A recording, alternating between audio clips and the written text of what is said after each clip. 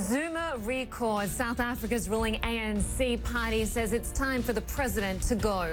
Next, we're live in Johannesburg. Also rocked by scandal, the charitable organisation Oxfam accused of covering up the staff who paid for prostitutes in Haiti after the 2010 earthquake. We're learning more about the shocking charges and how they might have been prevented.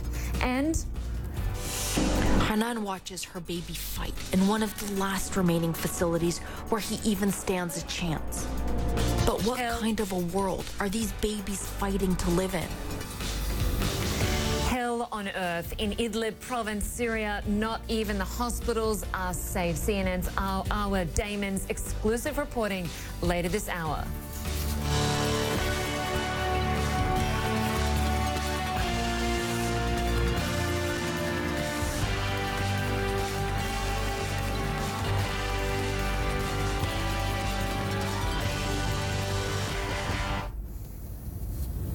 Hello and welcome to Connect the World. I'm Lynda Kinkade, live in Atlanta, filling in for Becky Anderson.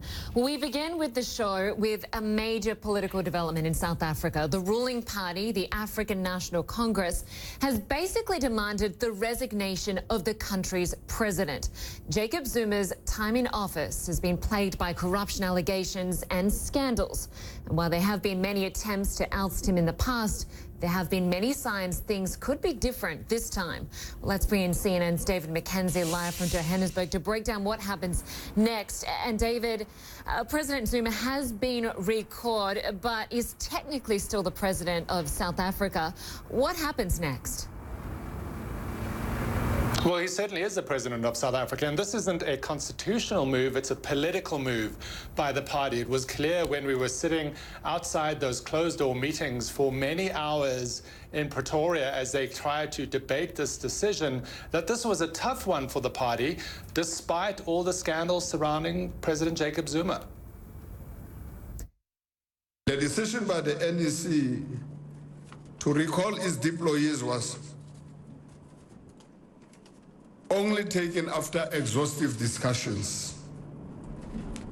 And the decisions of the ANC provides, we believe, certainty to the people of South Africa at a time when the economic and social challenges facing the country require urgent and resolute response by all sections of society.